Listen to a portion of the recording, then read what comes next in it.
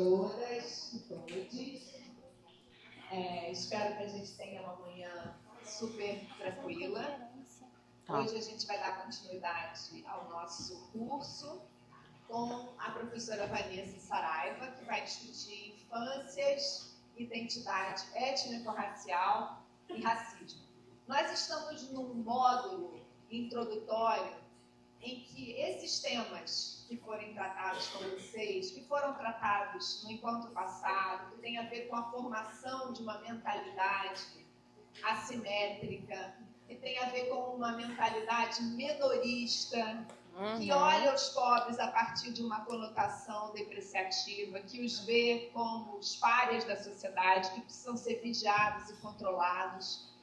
Hoje nós vamos dar um recorte étnico-racial, vamos seguir com uma discussão de gênero, de sexualidade, que são os módulos, que são os temas introdutórios desse curso. Por que eles são introdutórios? Porque eles nos ajudam a compreender todas as outras questões que vêm pela frente. Nós podemos entender e discutir o trabalho infantil sem a perspectiva étnico-racial? Não. Podemos discutir o conflito com a lei ou a exploração sexual sem a discussão de gênero? A gente pode discutir a criminalização da pobreza e o efeito sobre as famílias sem fazer uma análise da formação social brasileira? Então, essa é uma razão para que esses temas venham na frente. Tá bem, gente? Então, nós estamos apresentando conceitos e reflexões que não são necessariamente novas, mas que são certamente fundamentais para que vocês constituam os fundamentos, as referências maiores para interpretar, para analisar e para intervir com crianças e adolescentes. Então, hoje a gente vai ter uma super aula e espero que vocês participem. Esse curso tem como proposta pedagógica a relação dialógica. Vocês estão constituindo os elementos desse curso. Então, assim, não entendi, não compreendi uma palavra, não compreendi um contexto, não concordei com o posicionamento. Vou guardar para mim? Definitivamente não. A ideia é que a gente tenha uma troca, uma participação, que a gente constitua o tema central e a formatação desse curso. Essa é uma perspectiva que nós, a equipe pedagógica, assume para todas as aulas que a gente dá no planeta, especialmente essa com vocês, com a relação que a gente tem com profissionais que estão na ponta. Então, a gente está aqui também para ser provocado por vocês. Tá bem, gente? Então, não vamos sair de uma aula com questões para a gente resolver em outros momentos. Vamos resolver aqui. E a última coisa, a aula não é minha, mas já estou dando vários pitacos aqui.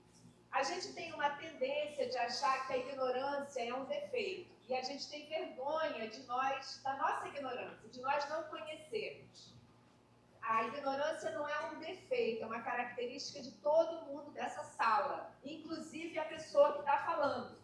Eu ignoro, eu desconheço, eu não conheço muitas coisas, mas eu quero conhecer. Então eu vou levantar o dedo e vou dizer, olha, professora, eu não tive até hoje uma explicação sobre o que é cidadania. Eu gostaria de que essa explicação fosse dada. Poxa, mas como é que uma pessoa é profissional e não sabe o que é cidadania? Ninguém vai falar isso aqui. Ninguém vai achar que o seu desconhecimento é vergonhoso ou é menos importante. Aqui é o lugar da gente trocar o conhecimento, trocar as nossas dúvidas. Tudo bem? Então vamos receber a Vanessa e vamos ter um encontro nota 10. Muito obrigada pela presença. Mona. Pessoal, bom dia a todos. Com muita alegria, né, que a gente está aqui iniciando essa aula. Na verdade, não é nenhuma aula, né? Eu sempre me coloco com vocês numa perspectiva da gente estabelecer um diálogo, uma conversa. Hoje, nessa manhã, eu quero fazer, como a Joana falou aqui já, um convite à reflexão, né? Porque quando a gente fala, né, da questão étnico-racial, independente de onde ela esteja perpassando, a gente sempre se coloca, a gente sempre está atravessado por muitas dúvidas, por muita dificuldade no sentido até de se colocar, por uma dificuldade, inclusive, também da gente compreender como que isso se estrutura, né, nas nossas relações sociais, né, no nosso processo de trabalho.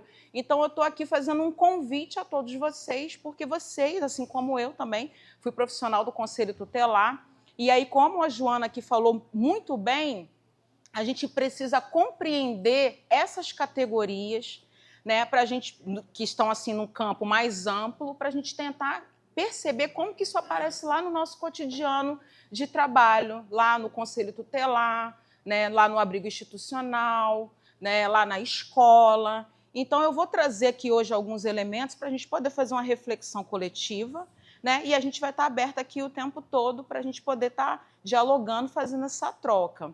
Né? Eu acho que é importante também falar para vocês que esse campo de estudo que eu me debruço é um campo que não é muito aprofundado, sobretudo pelo serviço social, pensando, né, em nós, assistentes sociais, que historicamente sempre trabalhamos com crianças e adolescentes, mas falar de racismo em infância não tem sido um campo aprofundado por todas nós.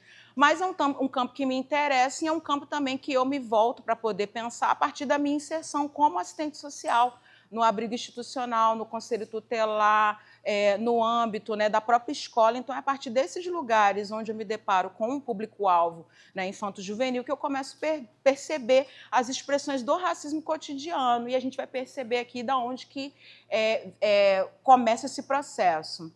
Eu queria, antes de tudo, também passar um videozinho que ele está, e aí peço muito silêncio de vocês, para vocês observarem essas imagens para a gente poder dar o pontapé inicial da nossa discussão. Tá? Então, você pode passar, por favor, Ingrid? Uhum. Tá todo mundo vendo?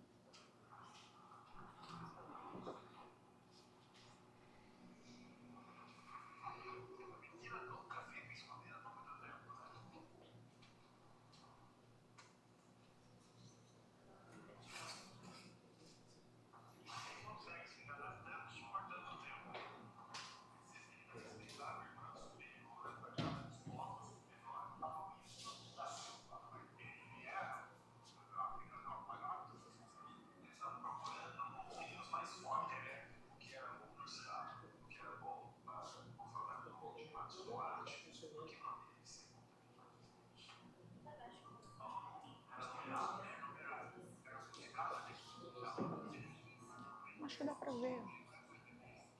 Vou parar um pouquinho, gente. Vou tentar fazer com que ele fique melhor, saindo o som aqui pelo computador, porque o som está saindo aqui. Eu não sei nem.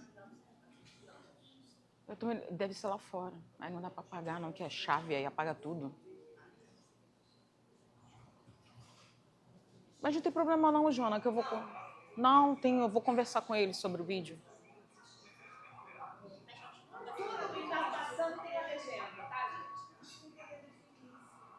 Então vamos lá. Então vamos voltar tudo de novo. A legenda que está sendo falada o que está sendo dito está na legenda.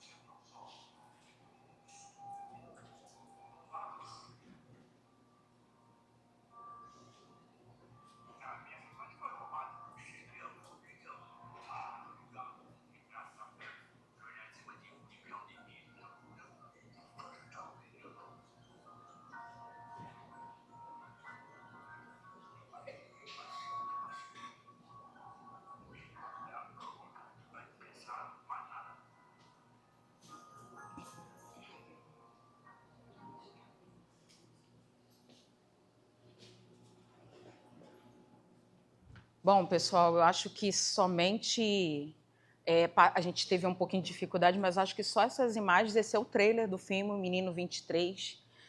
E o próprio nome do filme ele já mostra para a gente de onde a gente parte da nossa discussão aqui de hoje. Então, para quem hoje trabalha com criança e adolescente, pode passar essa parte, Ingrid.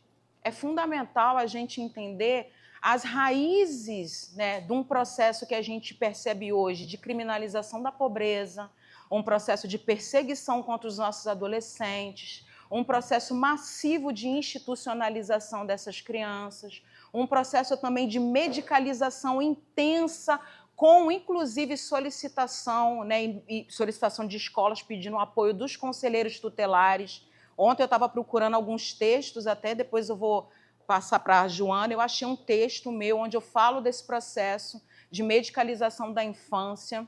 Né? E aí não é qualquer infância, eu acho que é importante a gente perceber isso. A professora Esther, na aula anterior, ela deu um panorama geral para a gente do que foi a estruturação do processo, né, de proteção social para a infância no Brasil. Como mostra aqui no Menino 23, esse processo ele deixou marcas. A gente não consegue romper efetivamente, né, com o Estatuto da Criança e do Adolescente nos anos 90, com essa perspectiva que é estrutural, e a gente vai entender aqui por quê. E aí eu trouxe um panorama aqui para a gente poder analisar. Né? A gente todo dia, como profissionais, como sociedade, a gente está aqui olhando, né, as notícias de jornais, a gente liga, né, a nossa televisão de manhã, a gente abre o nosso jornal, nosso celular, e a gente tem uma série de notícias que envolvem crianças e adolescentes. Né? Então, a gente tem uma aqui que ficou muito tempo na mídia, né, que é sobre os meninos de Belfor Roxo. Acho que todo mundo aqui tomou conhecimento desse processo. Né? Meninos de Belfor Roxo. Um morreu durante a tortura e os outros acabaram executados pelo tráfico, diz a polícia. Uma outra notícia aqui, né, que é sobre... Foi o caso da Eloá. Né? Quando ele dormir, vai lembrar que tirou a vida de Eloá, diz pai da menina sobre o autor do tiro.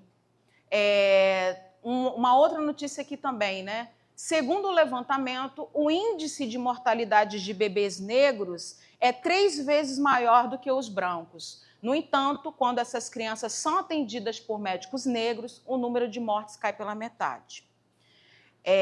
Família rebate polícia sobre morte de garoto no complexo do Chapadão, menino trabalhador.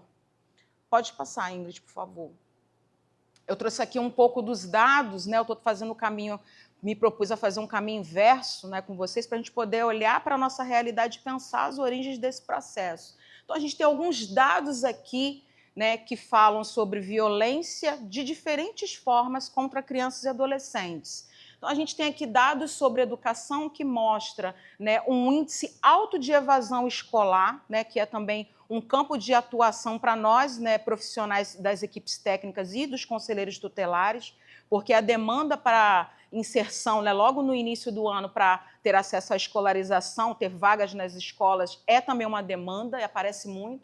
Então, a gente percebe aqui um índice aumentado de crianças negras que estão, né, não conseguem acessar ou, por algum motivo, não dão continuidade aos seus estudos nas escolas. A gente tem aqui também, né, as taxas de homicídio direcionadas, sobretudo, né, para a juventude negra. Né? Então, a gente já tem dados e estudos que mostram para a gente que o jovem negro ele tem, né, 3 vezes mais chances de ser assassinado em relação ao jovem branco. Né? Inclusive, no âmbito do Conselho Estadual, quando eu fui conselheira, né, no âmbito do Conselho Estadual das Crianças e dos Adolescentes aqui no estado do Rio de Janeiro, essa era uma pauta constante de, inclusive, a gente tentar construir uma política de enfrentamento aos homicídios, né, dos adolescentes e falar isso, sobretudo, também na Baixada Fluminense, que é um campo também, né, de muita dificuldade, de muita violência, de desaparecimentos. A gente sabe que isso aparece muito, né, esse debate. A gente também tem os índices aqui, gente, de violência sexual direcionado, né, onde a gente percebe aqui, né, que de 45,5% são crianças negras, e a gente tem um índice, né, aumentado quando a gente fala de meninas negras. A gente tem dados também que falam sobre a não adoção de crianças negras, que é o campo específico do meu debate. né? Então, eu fiz uma pesquisa longa, né, analisando os dados disponíveis, né, do módulo criança e adolescente, tentando compreender por que as crianças negras não são escolhidas nesse processo, e quando são escolhidas, elas inclusive são devolvidas, quando se consegue, quando acontece esse processo. Então, isso vai estar disponível, isso está disponível lá no banco de teses da UERJ, quem quiser se interessar, né, e buscar esses dados. Então, a gente tem um índice muito grande aqui no Rio de Janeiro de acolhimento institucional. No último censo, aqui no estado, a gente tinha 85% de crianças negras acolhidas, e a gente tem um índice muito baixo, né, quando a gente pensa na questão da reintegração familiar ou da adoção. Então, o que isso mostra para a gente? Essas crianças, elas passam por uma vivência muito grande de inúmeras violências, né, no decorrer da trajetória da vida delas, né? As famílias também passam por inúmeras dificuldades para ter acesso a esses serviços, né? Saúde, educação, assistência social. E todas essas limitações e dificuldades que o Estado, né, coloca para a gente, nós também, como profissionais lá na rede de atendimento, né, a gente às vezes não consegue fazer um encaminhamento, a gente coloca o adolescente para poder tentar inserção em algum campo de estágio, a gente não consegue muitas vezes, porque não tem política pública, né, para isso, e a gente percebe que essas limitações, quando a gente faz o cruzamento, né, com a questão racial, a gente percebe que os adolescentes e as crianças negras, elas são as maiores impactadas por esse processo de violência estrutural, né? Então, pode passar, Ingrid, por favor. Eu trouxe essa imagem aqui para vocês porque a gente está falando aqui o tempo todo, não é de qualquer infância, né? Não é da criança branca. Quando a gente fala de violência, de abuso sexual, de recolhimento institucional, de dificuldade dessas mães, inclusive, né, eu tenho percebido, dialogado muito com algumas pessoas, mães com dificuldade de colocarem seus filhos, né, para atendimento nos espaços, quando a gente fala de CAPS infantil, a gente tem muita dificuldade. Então, tudo isso a gente está falando de crianças negras, a gente não está falando de uma violência, né, de algo que perpassa a dimensão, não que isso não rebate na vida das crianças brancas, mas isso tem maior incidência na vida das crianças negras. Então, são essas crianças que, historicamente, como a gente percebeu lá no trailer do Menino 23, que foram... Ah, você trouxe outro microfone? Que foram inclusive, atravessadas por essa violência que eu falo para vocês que não é só uma violência, mas é o racismo, é uma expressão do racismo estrutural que coberta aqui as relações sociais aqui no Brasil. Então, quando a gente coloca aí uma outra forma também que nos auxilia, né? A gente teve um caso recente, agora teve o show do Alok, todo mundo viu, né? E no show do Alok, o que aconteceu? A gente tinha vários adolescentes envolvidos lá no processo, né? Sendo acusados, né, do ato infracional, alguns adolescentes, mas o que a gente tem ali? A imagem desses adolescentes divulgada de forma massiva.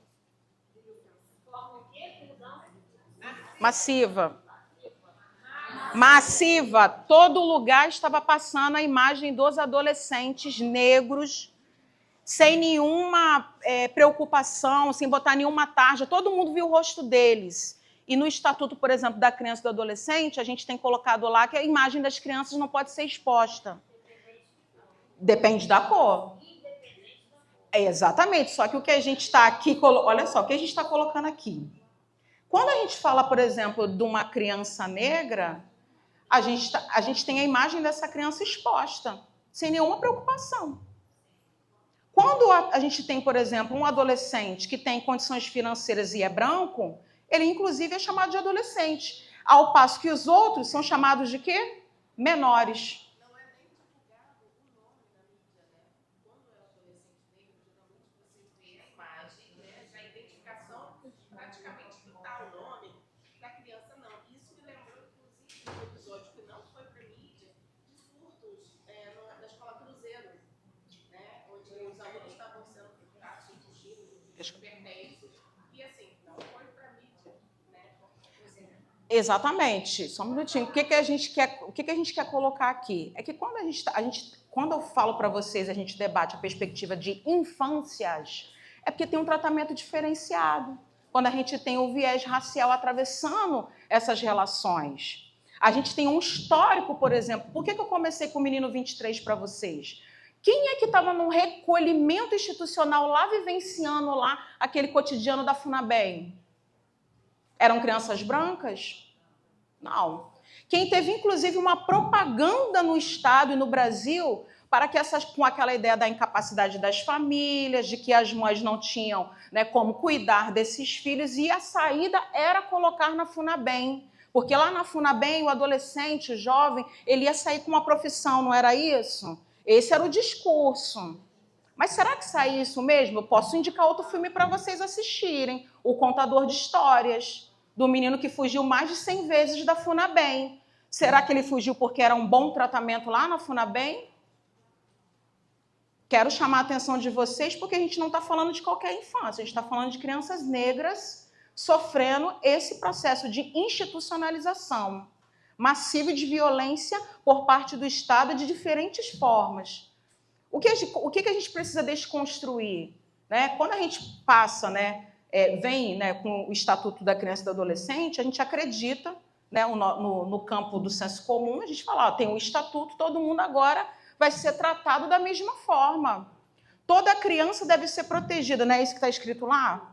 Toda criança tem que vivenciar, tem que crescer em um espaço, né, protegido, tem que ter acesso à escolarização, tem que ter acesso à saúde, não são direitos fundamentais que estão postos ali? E aí eu pergunto para vocês que são profissionais, elas têm esse acesso? Pode falar, querida. Quando eu fiz essa pergunta para você, que você falou do ALOC, Uhum. eu sou da equipe técnica do conselho, dos 3 conselhos de Macaé. Então, o que acontece? Eu sou advogada do conselho, também sou advogada, pessoa física, represento a OAB. Uhum. Na verdade, eu concordo com você plenamente quando fala da criança negra, mas dependendo do veículo, o veículo, ele coloca taxa tanto no menor branco quanto no menor negro. Existem veículos que realmente fazem o que você está falando. A minha discordância é no sentido da generalização. Por quê? Eu sou advogada, eu atuo na área. Então, eu sou advogada na vara de família também. Ok. E o que acontece? Eu entendo perfeitamente, concordo com você em relação à criança negra, mas eu também penso que nós temos, enquanto profissionais da área, não generalizar só a questão da criança negra, mas a questão da criança branca também. Então vamos lá, vamos.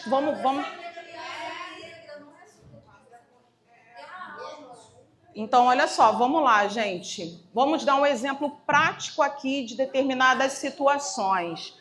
Vamos retomar a situação dos meninos de Belfor Roxo. Quantos dias essas crianças ficaram desaparecidas? Meses, né? Teve algum incentivo e busca, sim, por essas crianças? Essas crianças são de qual cor mesmo? Negras. Vamos lá, um outro caso. Nada contra as crianças negras, mas como a colega aqui falou, hoje a gente está trabalhando a questão racial e a gente está tratando da trajetória das crianças negras nessa sociedade brasileira que é extremamente racista. Vamos lá. O caso do Henri Borel. O que virou até lei, né? Pode falar, querido.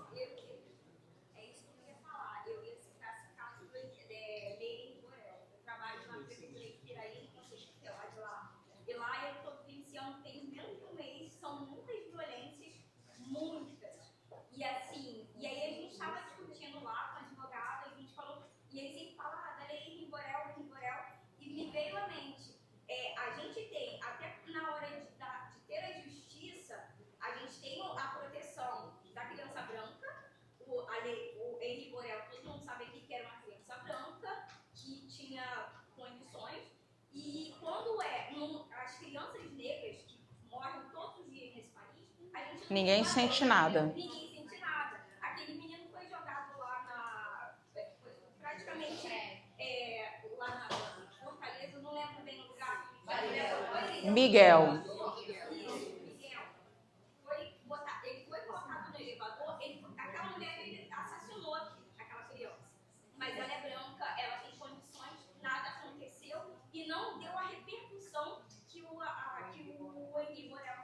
É sobre isso que a gente vai discutir aqui hoje. É sobre isso. O que a gente está aqui... Quando eu comecei a aula, eu falei para vocês que a gente está fazendo um convite à reflexão. Inclusive, eu faço um convite para as pessoas brancas, né, para as pessoas ouvirem, porque tudo que a gente está mostrando aqui para vocês, eu não estou falando da minha cabeça. Eu estou mostrando uma pesquisa empírica e uma trajetória, uma pesquisa empírica, teórica, que inclusive virou tese, e estou mostrando para vocês aqui qual é a trajetória da infância na história da política social brasileira, que foi sempre um lugar de um não lugar. Na verdade, não tinha nem lugar, porque não tinha nem nome. Era menino 23, 24, 25, não era isso? Porque se vocês pegarem um filme depois e a gente analisar, né, a fundo, vocês vão perceber que sempre teve essa intensa desumanização do corpo negro. Quando você chama pelo número, você está desumanizando essa pessoa. Você está desconsiderando a trajetória dela.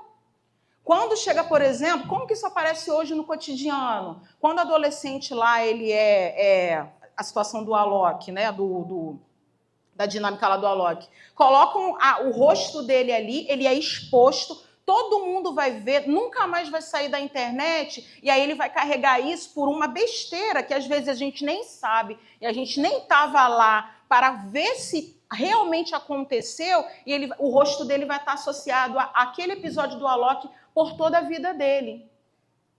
Só que aí eu trago vou trazer um outro, né, documentário para vocês assistirem, que eu sempre utilizo, sempre falo desse documentário. Aquele cara lá da Zona Sul, branco, bonitão, Dom, né? Roubou pra caramba. Foi muito tempo nessa dinâmica. Mas aí, como ele era bonitão, aí ele inclusive conseguiu fugir da polícia. Mas vamos aqui avançar um pouco para a gente pegar os pressupostos teóricos para a gente refletir. Pode. A gente está falando, então, diante desse cenário, né, que a criança e o adolescente negro estão envolvidos, a gente está falando de uma dinâmica, de uma trajetória forjada na violência. Uma violência estrutural, uma violência institucional, porque aqui a gente já falou da relação desses jovens nessa sociedade, da relação desses jovens e dessas crianças no âmbito das instituições, nas relações interpessoais. Então, a gente está aqui falando o tempo todo de um fenômeno que é multifacetado, e por isso que é muito difícil da gente perceber isso na realidade. Porque a gente, às vezes, pensa que essa dinâmica está pautada no senso comum. Ah, não, mas que isso? A gente não é toda criança que sofre isso, não é todo adolescente que passa por isso. Pode passar, Ingrid. Então, a gente tem aqui, né, vamos tipificar isso para a gente entender o processo, né? Vamos conceituar. Então, o adolescente, na sua trajetória, e aí eu posso aqui retomar, inclusive, a trajetória da população negra desde a gestação.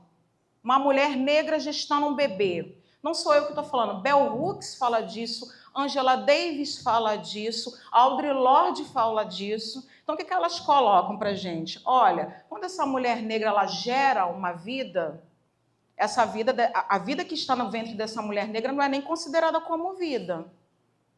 Ela consegue acessar, a gente tem dados, inclusive, que mostram que mulheres negras tomam menos anestesia em relação a mulheres brancas. A gente tem dados que mostram as taxas de morte materno-infantil que são maiores em relação às mulheres brancas.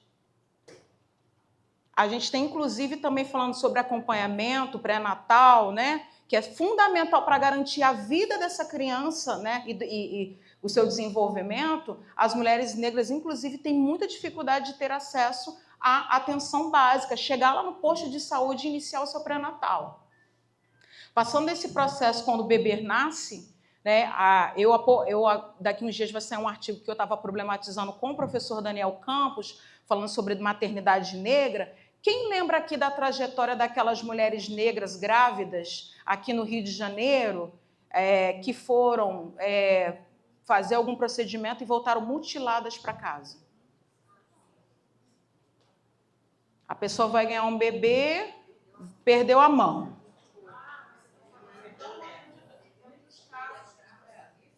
Isso. Para a gente poder entender como que essa criança fica depois. Aí as mulheres vão ganhar esses bebês, quando conseguem acessar o serviço de saúde, são mutilados. Os nenéns morrem no decorrer desse processo. Se a gente analisar, por exemplo, a gente tem a vereadora Thaís Ferreira, que fala que ela tem um debate muito importante sobre a questão das maternidades aqui no Rio de Janeiro. A gente não tem infraestrutura adequada, a gente não tem, por exemplo, né, CTI pediátrico que atenda às necessidades de toda a população, né, que está na periferia aqui do Rio de Janeiro. Quando esse bebê consegue nascer, ele começa a vivenciar uma série de violências, gente, porque não ter acesso à escola não é algo normal, gente. Não ter acesso à atenção básica, à vacinação, não é normal. A gente tem que parar de normalizar a violência.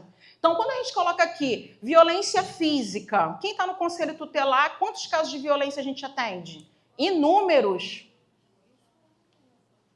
Inúmeros.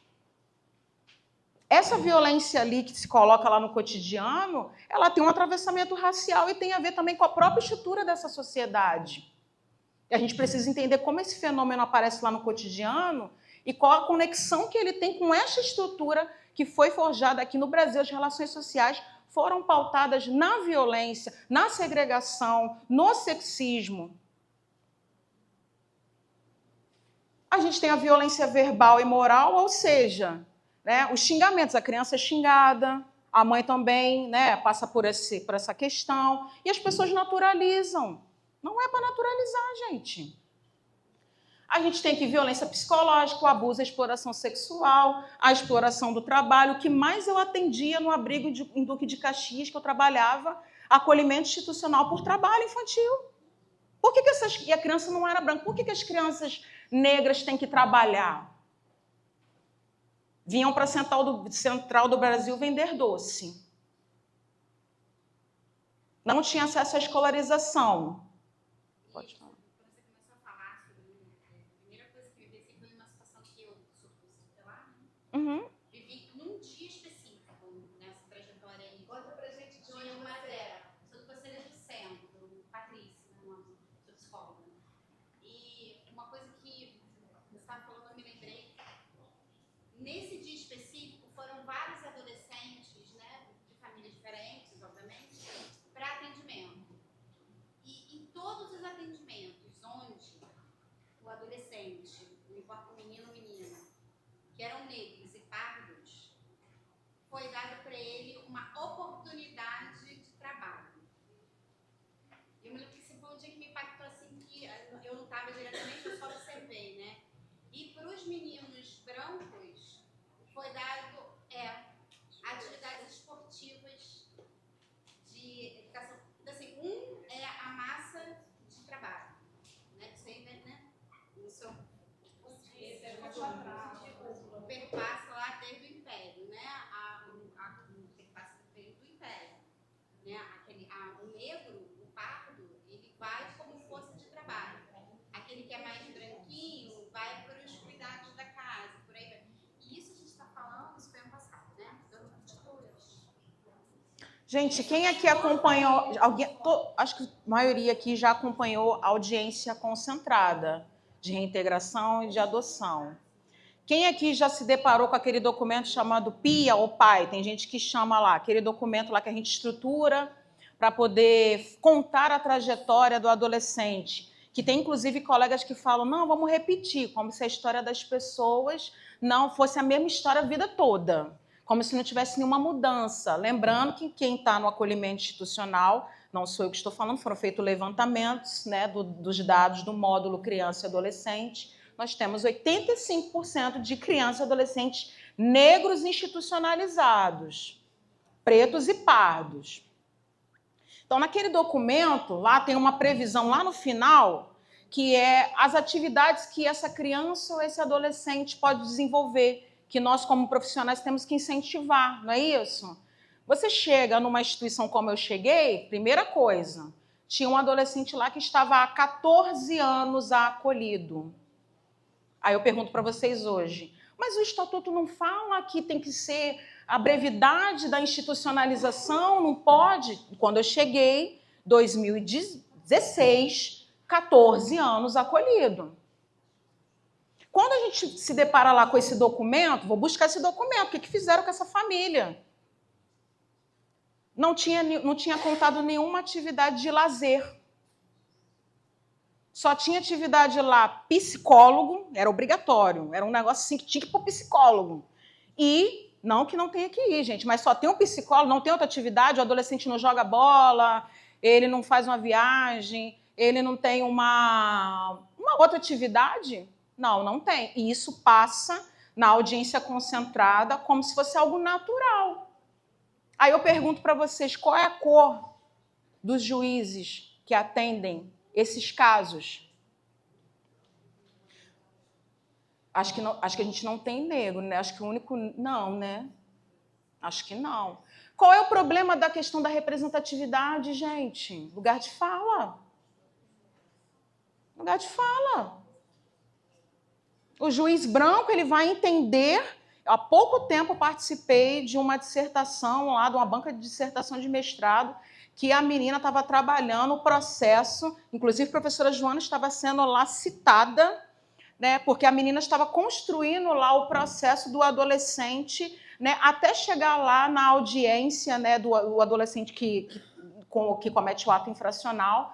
E o que chama a atenção, a gente salta os olhos. O adolescente só vai ter identificação civil, identidade, quando ele chega lá no sistema.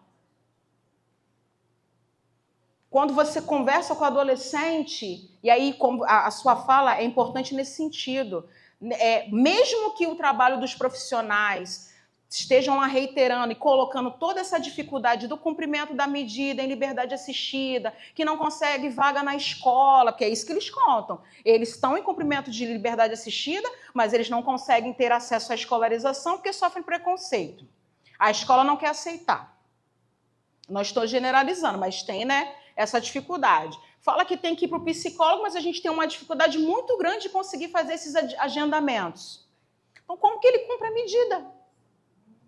Aí, quando isso aparece lá no debate, na audiência, o que o juiz fala? Vou dar uma chance, antes de outra chance. Como se fosse, aí, quando a professora Joana traz para a gente a perspectiva da culpabilização, como se a culpa fosse do adolescente de não conseguir acesso ao serviço de saúde. Essa que é a grande questão. E um outro elemento importante, não é qualquer perfil de criança e adolescente que passa por isso. Mas vamos lá caminhar um pouco, né? Quando a gente fala também, né, de todos esses atravessamentos, a gente está falando do racismo. Pode passar, Ingrid.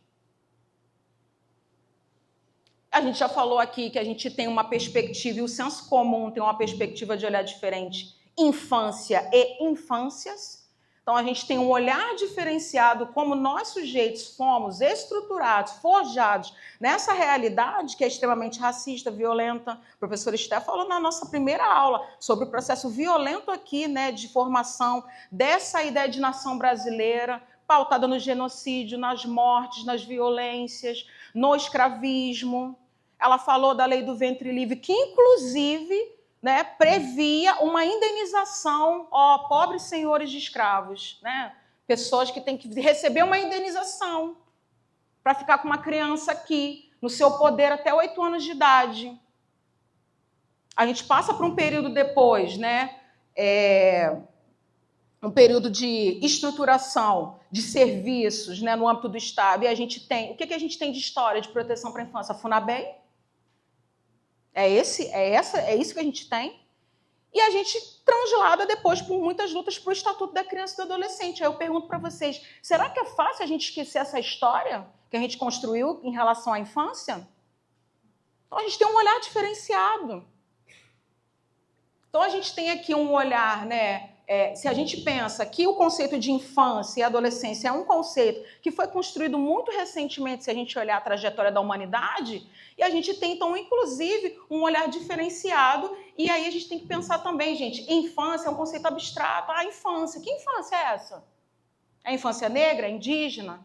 A gente considera a origem familiar, o território? Acho que é importante a gente pensar nesses processos. Pode passar, Ingrid. E aí, nessa perspectiva, né, o outro lado, né, dessa dinâmica, quando a gente está falando de crianças negras, a gente está falando também do movimento de apagamento, né, dessa trajetória, dessa memória, né, dessas famílias negras que, nesse processo, né, do escravismo, foram né, retiradas à força do seu território, a gente tem um apagamento da memória. Então, toda aquela atividade, todas aquelas ações que a família negra, né, estabelecia, elas são aqui no Ocidente questionadas. Então, por exemplo, tem um provérbio que é muito, né, gente, é muito utilizado, né, inclusive pelo movimento negro, que fala: é preciso uma aldeia para cuidar de uma criança. A gente está falando do cuidado coletivo.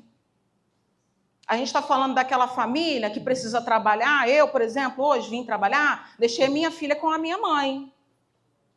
Ah, mas eu não consigo deixar com a minha mãe, eu deixo com a minha tia. E assim a gente vai crescer, as crianças vão crescendo, a gente vai trabalhando e a gente vai tentando ter esse cuidado coletivo. Se essa criança, por um acaso, essa família, em algum momento, né, ela sai daquele padrão, daquela norma, qual é a norma? Família burguesa, pai, mãe, os filhinhos, que as pessoas trabalham, têm dinheiro para pagar lá a babá. Se por um acaso acontecer alguma situação que não se enquadra nisso, essa criança passa, por exemplo, pela institucionalização, vai parar lá no acolhimento, o juiz vai falar... Eu escutei isso do juiz. Eu escutei, não foi ninguém, na audiência concentrada. Eu não quero, olha só, vou devolver para essa tia, vamos fazer a reintegração com essa tia, mas eu não quero esse negócio de circulação de criança não, tá? Que fica com deixa com um, deixa com outro. Eu não gosto disso.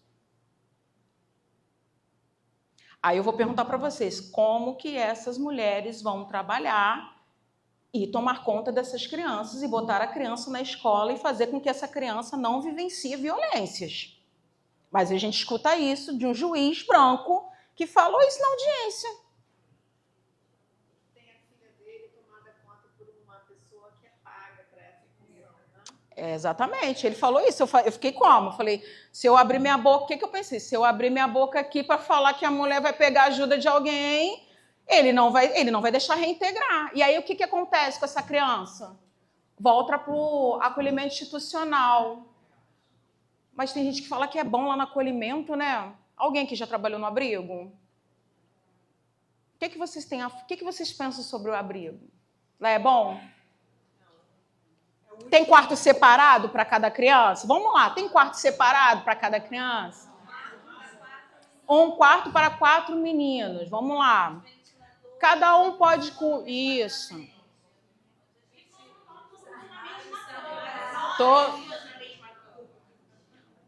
Uai, gente, tem gente que fala que é bom ir para o acolhimento.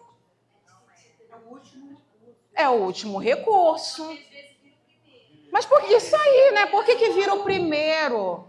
Ai, meu Deus, a família tentou, não conseguiu, vamos institucionalizar. A saída é botar no abrigo. Eu não consegui fazer nenhuma mediação, nenhuma articulação, vamos colocar no abrigo. E depois, quando você faz, são crianças negras que eu estou falando, a promotora vira e fala assim, por que ela está na casa da tia? Tinha que ir direto para o acolhimento. Eu, sinceramente, sou psicóloga, mas eu fico em crise com essas colocações. Porque a gente sabe que o acolhimento é o último recurso. A gente tem que manter a ideia de que um fluxo familiar é primordial, comunitário. Entendeu? Então, quando a gente ouve uma coisa dessa, até o Antônio falou sobre isso, lá na capacitação, a gente fica paralisado. Mas por que ela está com a tia? Por que já não foi encaminhada para o acolhimento? Entendeu? Fosse o melhor lugar. E aí, pede o acolhimento, nunca foi nada. Exatamente. Quando eu trabalhava, eu pensava... Eu trabalhei nos dois lados. Trabalhei no abrigo, então eu conheço a vivência do abrigo, sei que não tem ventilador para todo mundo, não tem quarto individual, é tudo coletivo. A gente não tem... As crianças não podem comer na hora que elas querem. É tudo a mesma coisa para todo mundo.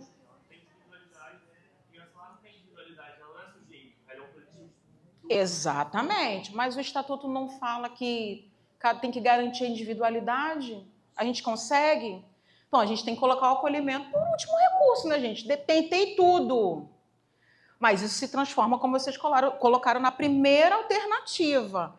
Quando eu estava lá no Conselho Tutelar, né, que nós assistentes sociais que trabalhavam, que a gente trabalha na perspectiva, né, a gente tem uma confusão nisso aí, se é assessoria, se vai atender. Quando eu estava lá na assessoria com os conselheiros, mas eu falava muito. Quando pedi o acolhimento, eu falava, eu estou fazendo relatório sugerindo articulação com a família. Se você quiser acolher, é uma questão que você está escolhendo. Porque eu já estive no abrigo e uma vez acolhido sai rápido?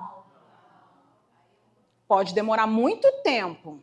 E estar no abrigo não é bom.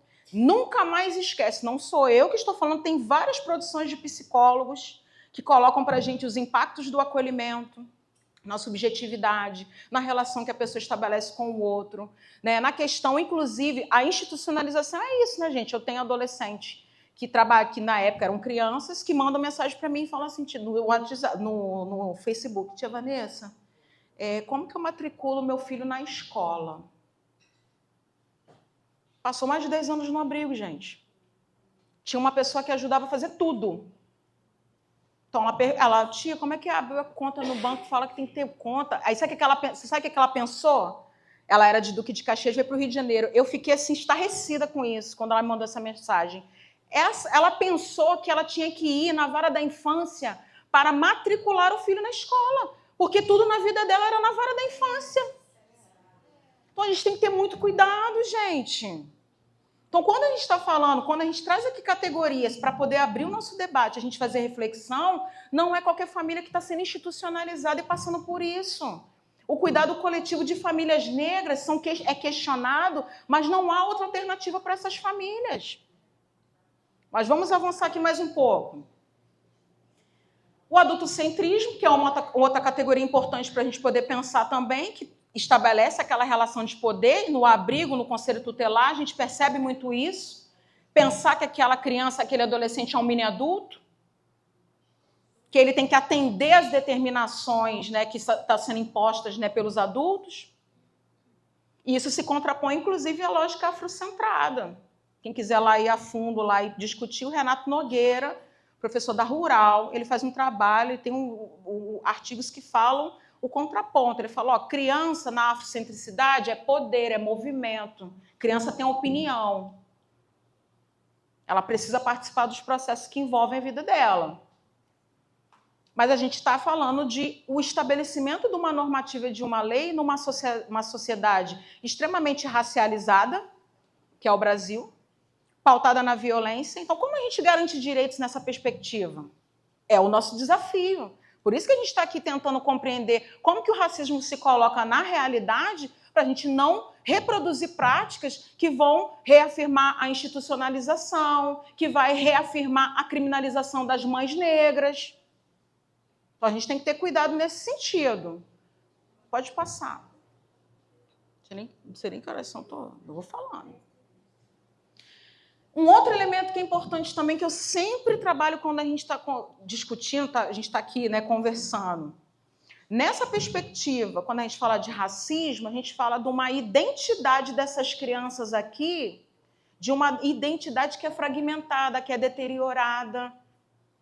A construção de uma identidade que é pautada nessas hierarquizações da violência, do racismo.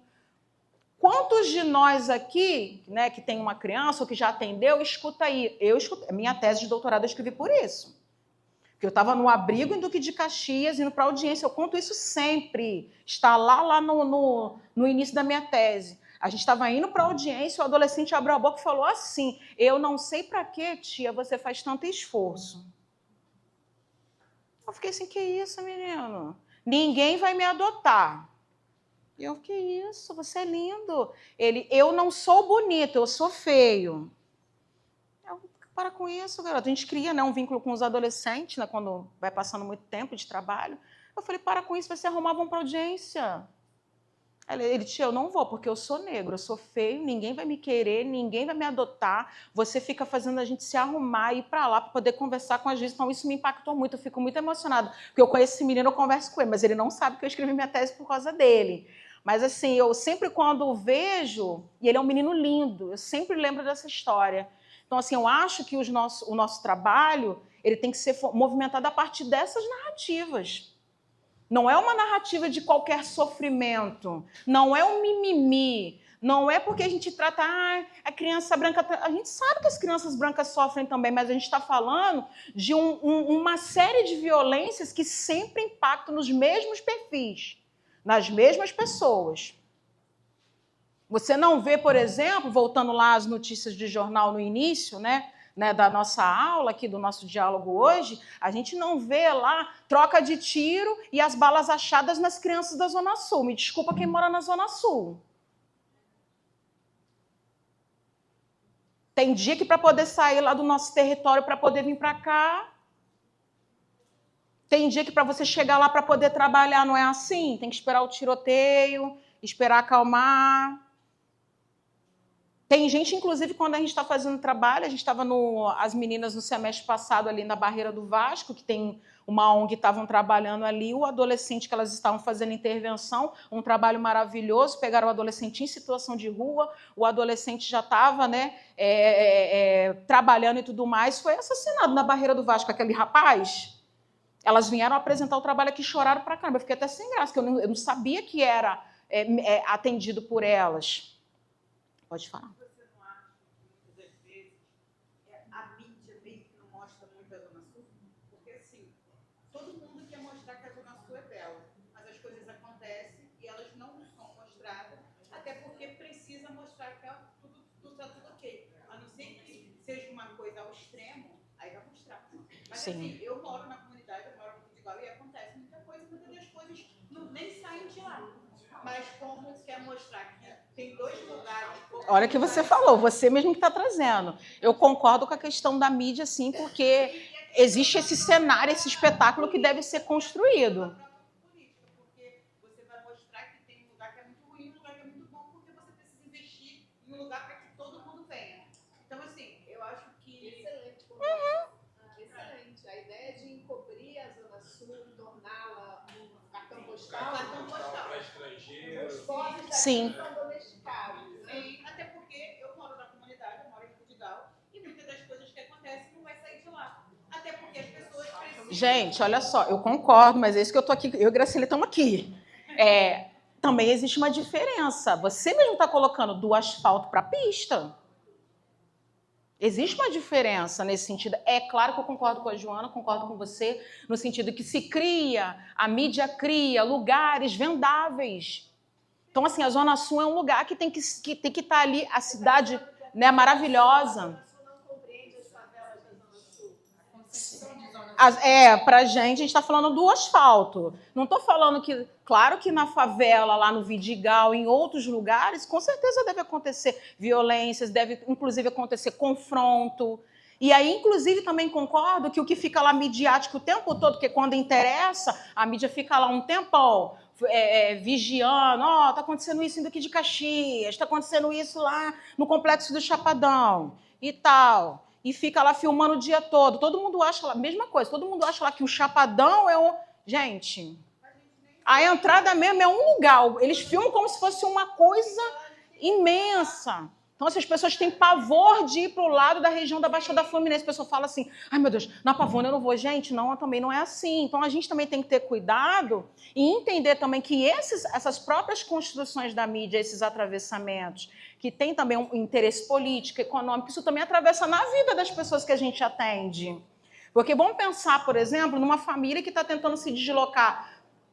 Eu, por exemplo, hoje me atrasei pra caramba, eu moro na Pavuna. Para poder chegar aqui foi um terror, porque não sei o que aconteceu lá no metrô.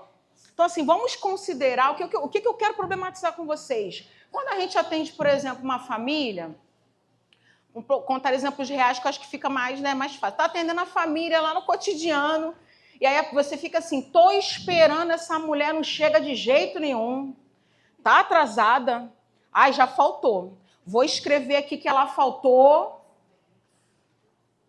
O que você escreve, dependendo lá se o juiz pedir lá o relatório contando, vai ficar lá que ela faltou. Ela não adere ao tratamento. É assim que o pessoal fala lá no CAPS. O juizado, promotoria adora pedir lá, solicitar se o paciente está aderindo ao tratamento, se essa mãe está aderindo ao tratamento para ela não ter os filhos institucionalizados. Aí você não esperou meia hora e nem entendeu que a gente está no Rio de Janeiro e que, às vezes, um pequeno deslocamento demora mais de horas por muitas coisas, gente. Ou o adolescente está dentro da instituição, sai da instituição cheio de atividades, e aí ele retorna para o seio familiar, e aí as pessoas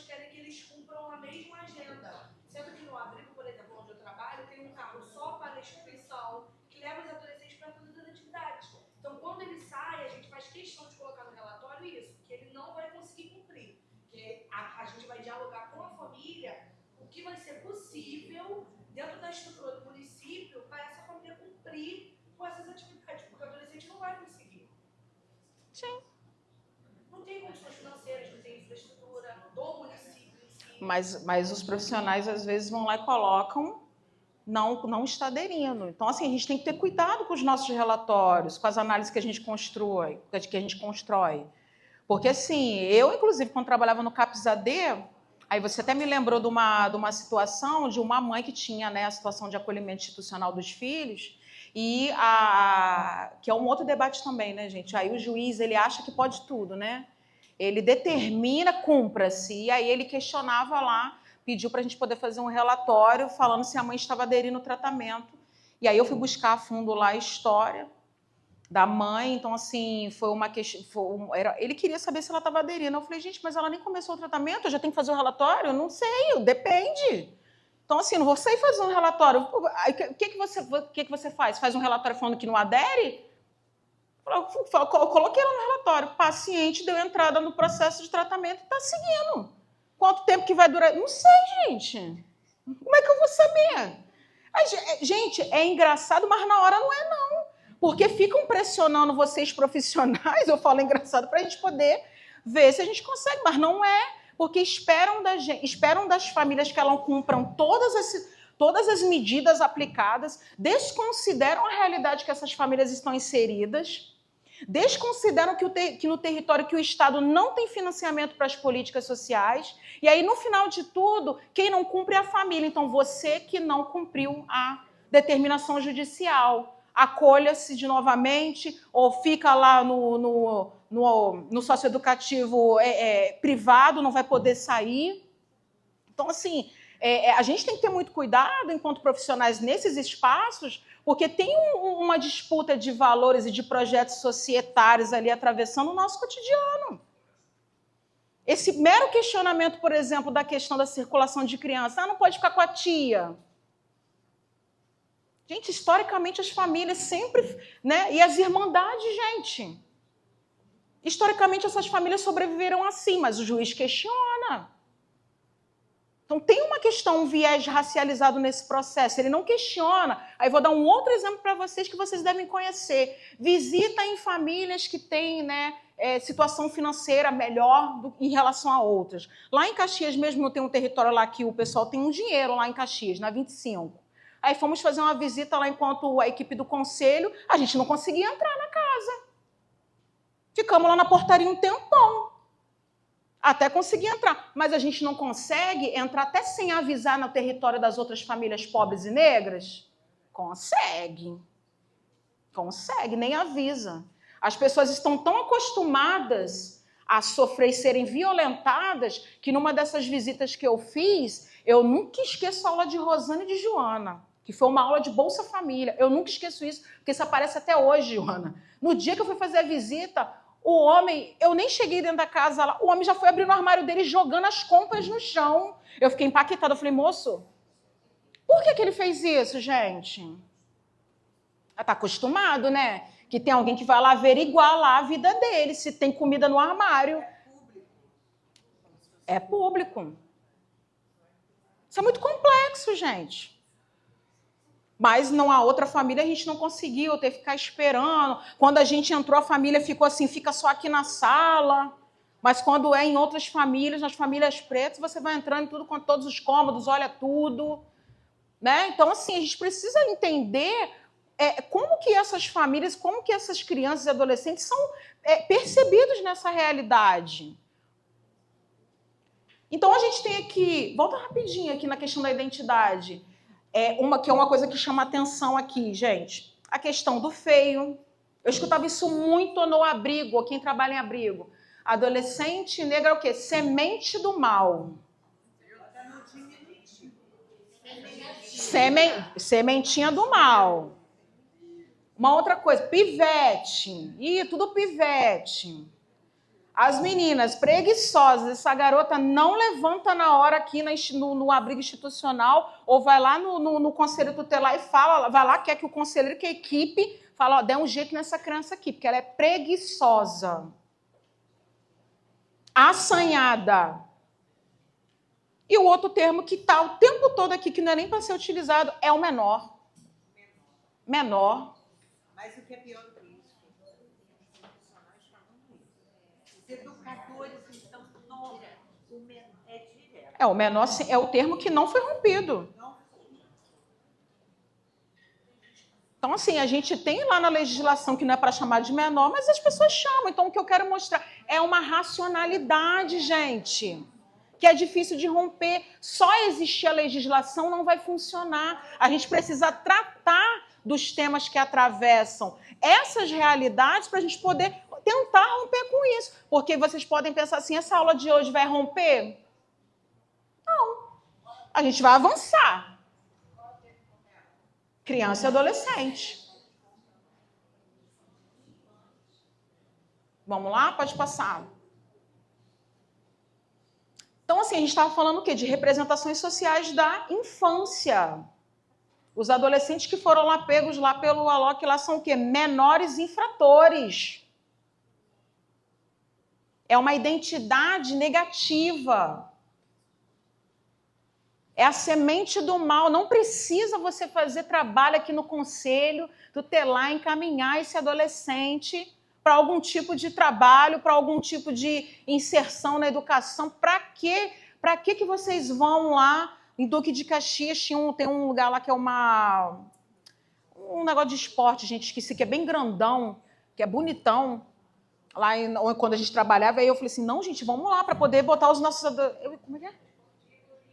Vila Olímpica. Vila Olímpica. Tem algumas vilas olímpicas lá e tem uma lá perto da 25 que era muito boa. Eu falei, não, vamos levar nossos adolescentes para poder participar de esporte. Ou adolescente, maioria que a gente atendia negro, ele não pode, para além do futebol, tá, gente? Ele não pode exercer nenhuma outra atividade, não pode nadar, não pode fazer um desenho. Ele sempre tem... Sequer, quando ele consegue o esporte... É o futebol, ele não pode ter uma outra atividade? Tem profissional que pensa assim, mas não dá jeito não tenta colocar nesses negócios não, que não funciona. Será que se fosse outro perfil de criança a gente ia atender dessa forma? É uma reflexão que eu estou aqui colocando para vocês. Então a gente tem aqui, pode passar, essas formas, né, de pensar e de olhar a criança tem a ver inclusive com a história do racismo no Brasil. Era a criança escravizada, a criança que tinha que trabalhar, a gente atravessa lá o período da era do menorismo, nós profissionais, inclusive lá naquele processo, a gente não tem inclusive a identidade dessas crianças, porque não tinha lá a perspectiva de marcar lá o quesito raça-cor, mas nós temos indícios, e todos vocês aqui, eu sei que vocês conhecem uma pessoa que passou pela FUNABEM.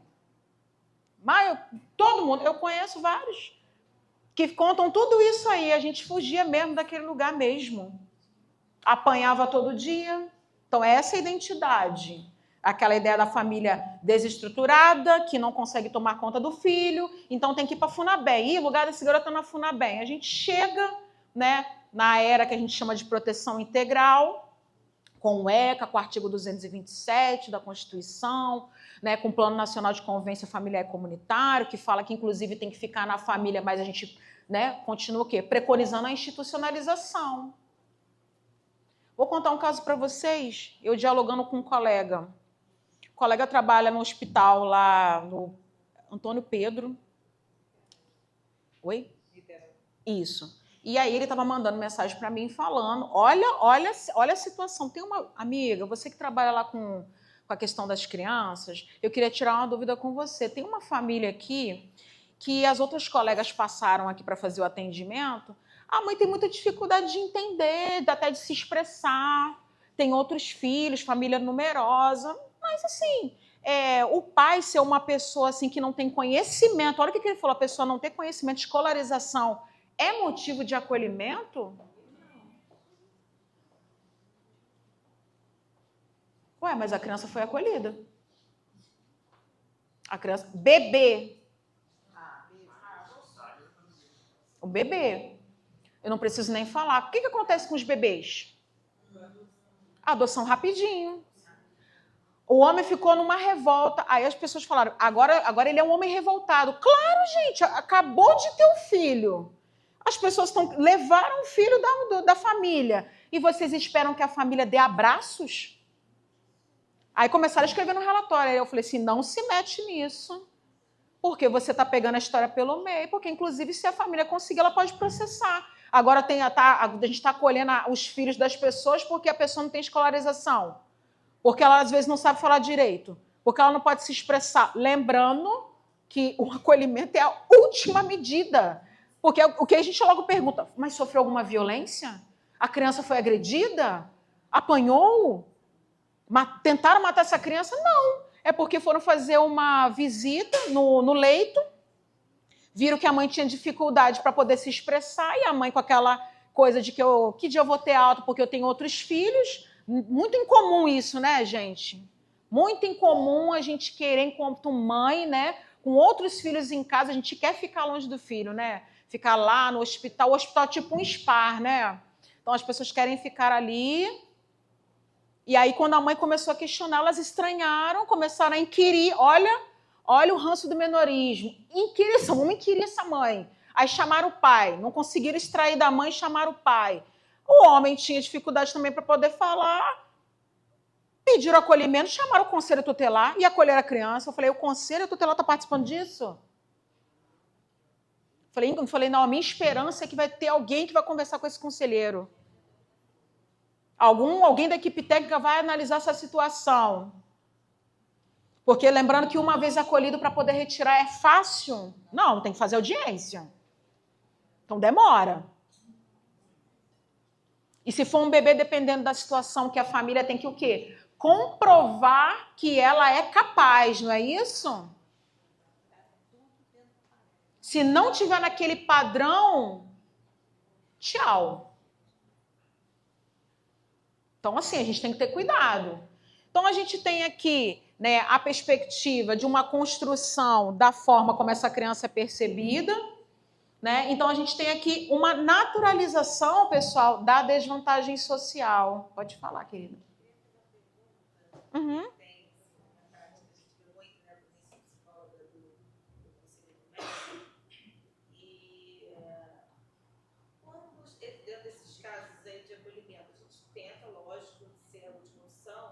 Mas quando está havendo a questão da violência intrafamiliar, né? Por exemplo, o pai, a mãe realmente espancou aquela criança e já foi tentado família extensa, ou a família extensa fala, eu não quero essa criança não, porque se eu ficar, a mãe vai ter que me bater também. E, tipo, tem umas situações que até a gente da família tem receio de ter retaliação dessa mãe, às vezes está envolvido com tráfico, né? Às vezes Sim. Umas situações bem complicadas, né? Onde está havendo a violência dentro da família. Como é que a gente faz? A gente vai ter que recorrer ao acolhimento. Gente, olha só. Ou é muito ruim? Tem a opção. Então, o que a gente não deve... O que eu estou conversando com vocês? A gente não pode priorizar o acolhimento. Eu não estou falando em nenhum momento aqui que a mãe queima a mão da criança. Caso em Duque de Caxias que a gente atendia. A criança, não apareceu na mídia? A criança ficava dentro de um tonel o dia todo lá em pé, comendo só casca de banana. Tem caso também da criança que o pai botava o caranguejo. Vocês lembram desse caso? Que botou a criança dentro de como se fosse uma jaula, um negócio lá de ferro, e aí botava o caranguejo para ameaçar a criança. Eu não estou falando que não existe violência.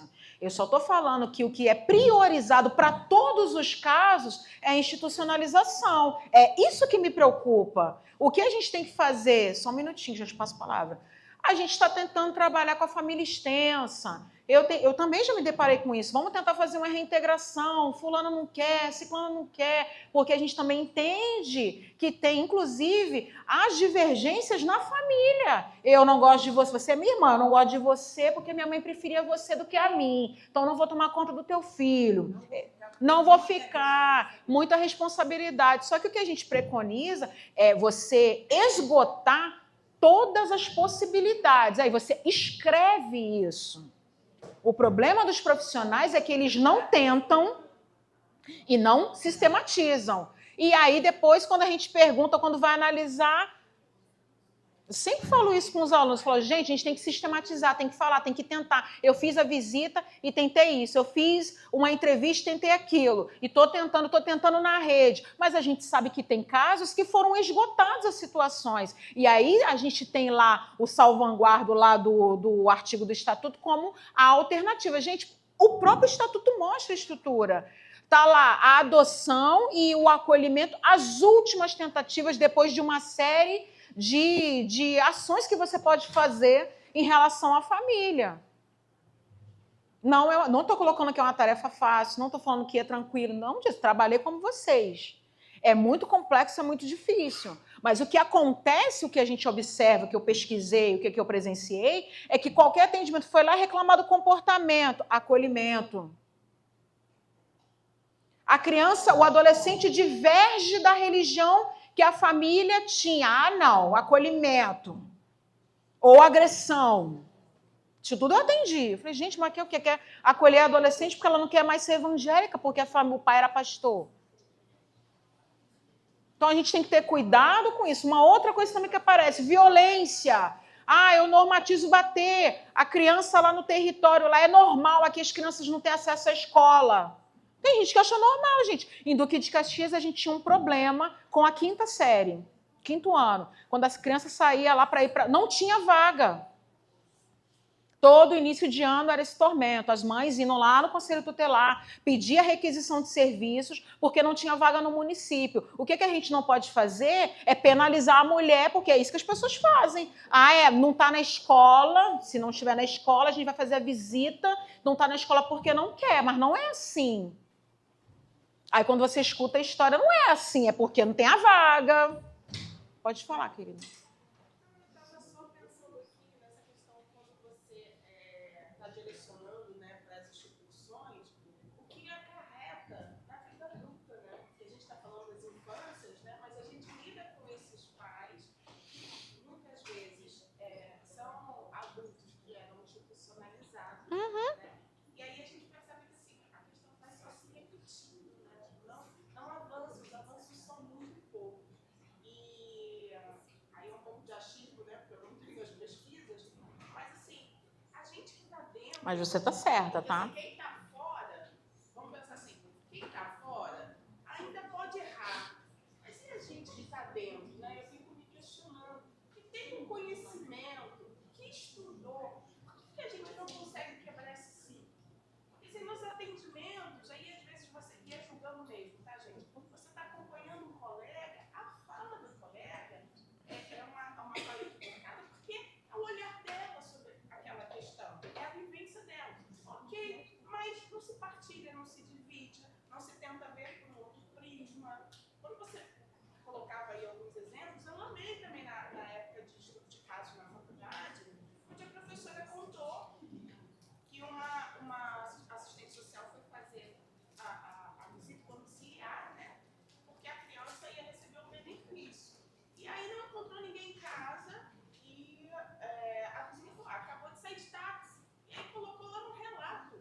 A família não precisa porque usa táxi para se, né, movimentar. E mandou isso para o juiz, né? Porque era um relatório a pedido do juiz. Então, assim, gente, assim, eu faço o meu questionamento, né? E a minha angústia e a gente que está dentro, como que a gente vai mudar, né? Esse olhar, de chamar o adolescente de menor. Eu acho que você traz 2 elementos importantes.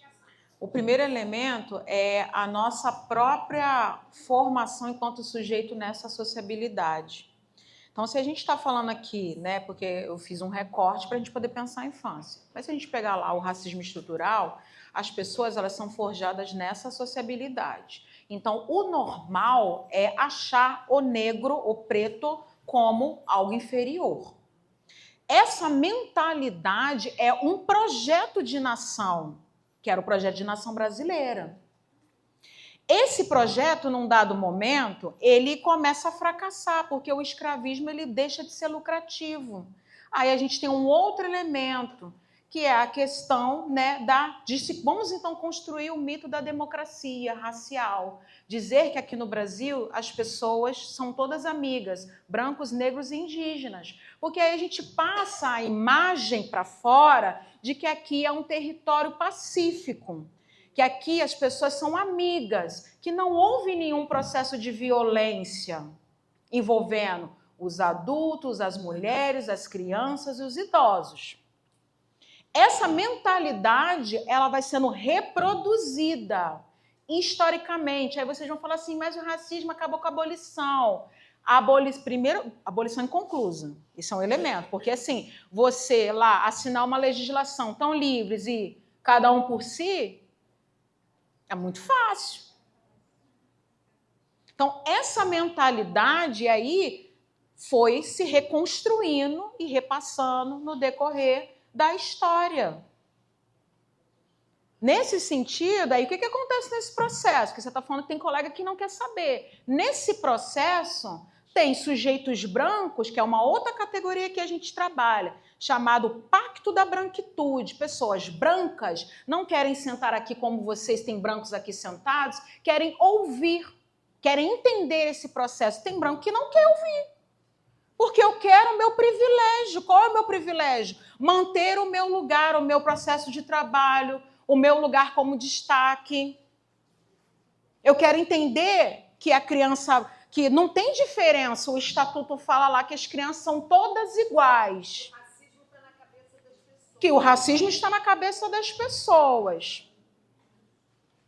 Deixa eu só terminar aqui o raciocínio. Aí essa mentalidade, nós somos pessoas, a gente se transforma em quê? Em trabalhadores, a gente estuda, se forma e vai continuar trabalhando. Essa mentalidade pautada na branquitude, inclusive como ideal de beleza, de sucesso, isso não é rompido.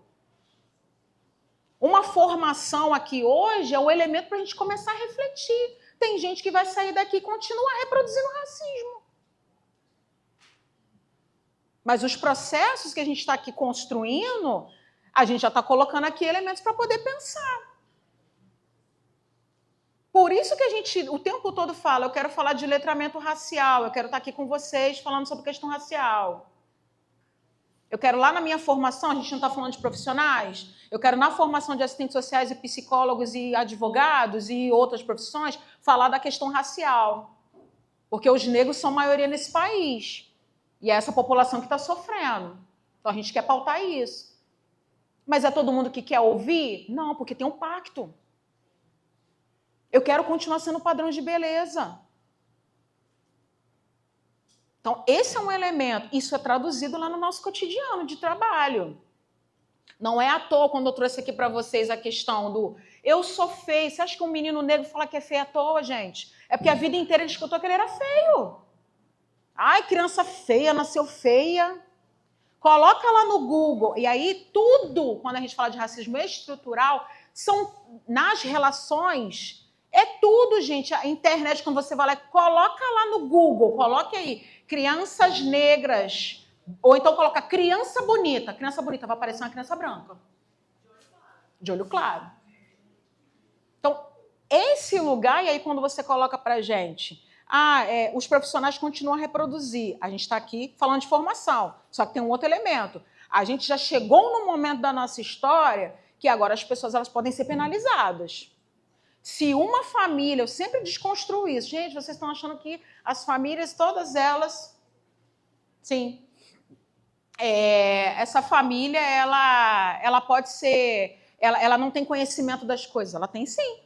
Ela sabe. Inclusive, se ela se sentir sofrendo racismo por algum profissional, ela pode denunciar. Mas pode falar você e depois você. Só queria dividir assim um pouquinho, né? Porque aí essa discussão, ela traz muito assim.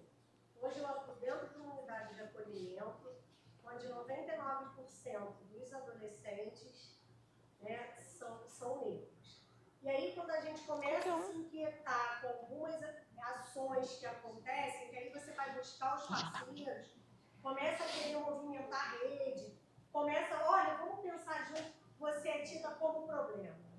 Porque quando você vai buscar melhoria para aquele público que é pobre, é política de pobre para pobre, para o adolescente que é negro, que está ali dentro. Eu já escutei falar assim, tem brigas que não valem a pena ser compradas. Então, assim, e aí a gente precisa se inquietar mesmo. Eu, no poderio técnico que a gente tem, se a gente não buscar, vai ficar na mesmice, por mais que a gente fique aqui discutindo. E aí, quando você fala, quando você busca, você incomoda. Sabe? Porque ele não vale voto. Então, é mais fácil eu te tirar porque você está me incomodando. Para que você está buscando melhoria para eles? Para que você está incomodando a escolinha, a CRE, o conselho? Para que você está buscando parceria? Deixa do jeito que está. Então, assim, a gente precisa desconstruir isso de cima. A gente está aqui enquanto técnico na ponta, na atuação. Mas enquanto isso não for pensado, enquanto gestão, a gente vai ficar discutindo. Então, assim, eu ouvi isso de acima. Tem brigas que não valem. Eu falei, mas se eu não comprar essa briga, eu não estou fazendo o meu trabalho técnico. Então, eu acho que a gente tem que levar essas discussões para cima também. Porque para que eu vou melhorar se a população, se os adolescentes que estão ali são negros? Qual perspectiva de vida eles vão ter? Né? Então, eu acho que a gente tem que trazer e pensar isso numa amplitude macro, acima. É a cabeça de quem está acima, parar de pensar que quando você busca melhoria, você está incomodando, você está dando trabalho. Eu tenho acordo também, mas é isso que a gente está pensando aqui. A gente tem informações também específicas quando a gente pensa em gestão.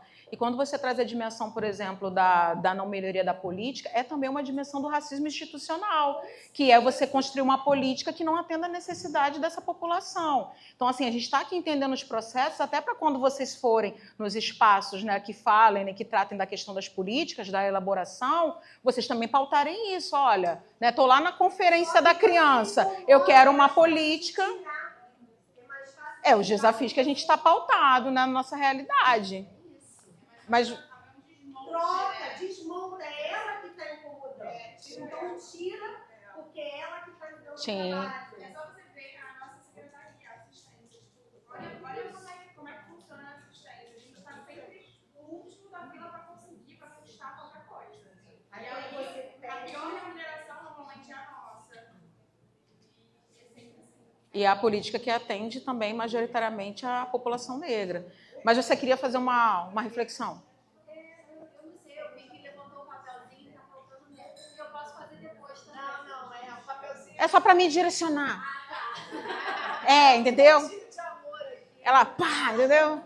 Mas pode falar sim. Pegando um pouco da que a colega trouxe aqui sobre como é que a gente faz para não reproduzir, né? Como é que a gente também reproduz algumas coisas dentro das nossas práticas. Eu estou pensando muito, eu também atuando em conselhos, como psicóloga, uma das coisas que ensina uma guerra que a colega me sabe é a questão das informações, né? Porque como é que você dá visibilidade para essa questão se isso sequer é registrado? Então, assim, eu sei que as crianças que a gente atende lá são, em sua grande maioria, principalmente aquelas que chegam com os direitos fundamentais, né, sendo violados, são crianças negras, né?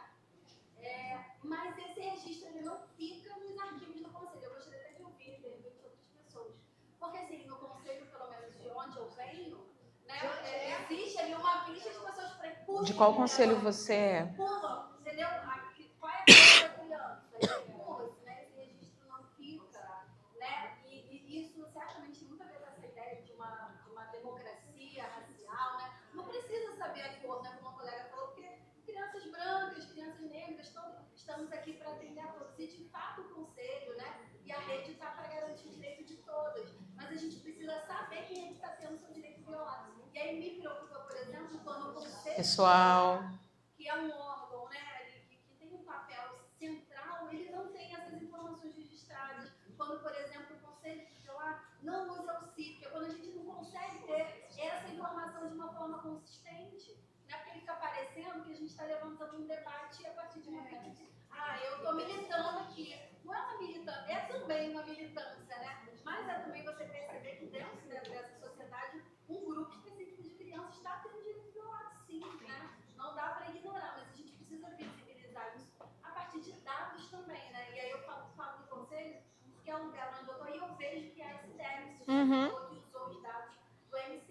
Sim. Talvez lá isso esteja mais especificado, né? Mas assim,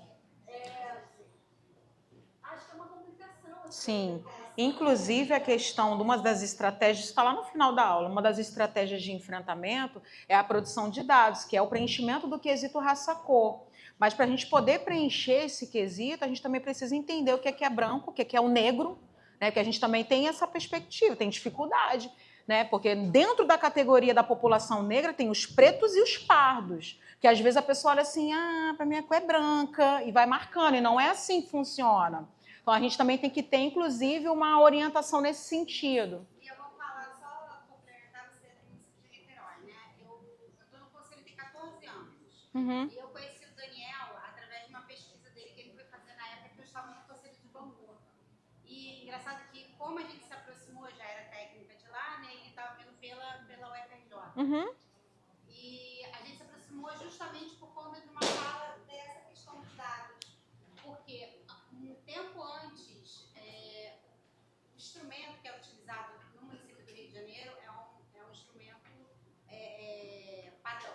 Uhum. Né? Todos os conselhos têm o mesmo, a capa, né, como a gente chama, né, que é a capa do procedimento. Outrora, lá no tempo do Rococó, quando eu entrei, tinha sim ali qual era a etnia, ponto, né? E aquilo era pulado. E assim, e até hoje, de certa forma, e eu já falo, né, assim, com mais propriedade, até por ter liberdade de falar por já há tanto tempo, ainda não se vê o primeiro atendimento com o preenchimento. Porque o que ficou desse documento, a gente está falando de parte documental, o que ficou desse documento é como chega, Uhum. né, de que forma essa família chega nessa denúncia, ou espontaneamente, quem é, violações, alguns itens de violação que até vieram a partir desse trabalho que o Daniel participou, como acho que foi um mestrado, se eu não me engano, um doutorado, Uhum. e ele estava ali, né, como equipe de participação, no levantamento dos dados. E quem são os violadores? Sociedade, pais ou adolescente pela sua própria conduta, porque também tem isso, né? Então, assim, essa questão o sexo, né, ainda associa o nome. Então, olha o nome, menino, enfim. Né? E aí a gente já entra na outra parte dos trans mais adiante.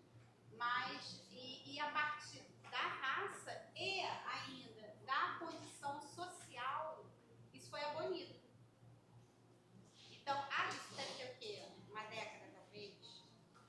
Gente, até inclusive uma ficha, a construção de uma ficha, ela tem um viés político. Ela tem um posicionamento. Então, assim, quando vocês trazem para mim, no âmbito do conselho, a gente não tem uma ficha que tenha, por exemplo, o quesito raça-cor. A gente, por exemplo, no sistema de saúde já é uma obrigatoriedade. Mas isso não é fruto das pessoas, acordamos, vai ter o quesito raça-cor. Não, a gente foi luta política que foi travada no âmbito dos serviços de saúde para poder conseguir construir dados que mostrem as necessidades da população negra. Então, a gente também, no âmbito... O que a gente está percebendo aqui? Que a gente está, no âmbito do conselho, a gente precisa pautar esse debate. A gente precisa tratar numa perspectiva, né, de construir, inclusive, esses dados. Só um minutinho, pode falar.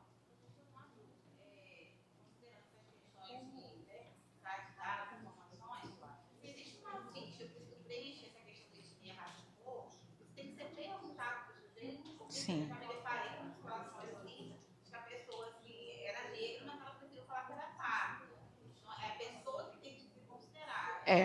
É autodeclaração. E vocês vão se deparar... A gente tem as categorias do IBGE, branco, preto, pardo, indígena e amarelo. A questão da autoidentificação, vocês ainda vão se deparar com isso. Você tem que perguntar à pessoa. Vão ter pessoas negras retintas que vão falar que são brancas? Vão. Você tem que anotar o que a pessoa falou. E aí vocês estão aqui entendendo que essa pessoa, por exemplo, negra retinta, ela vai falar que ela é branca. Por quê? Ser branca é ser associado com feio. O que você vai fazer? Você vai orientar no sentido de, não, a gente pode caminhar para poder assistir um filme, fazer uma orientação nesse sentido para ajudar a reconstruir essa identidade, gente. Porque pense, ora, se a vida inteira ser negro era ser algo ruim, feio, por que eu vou falar que eu sou negra?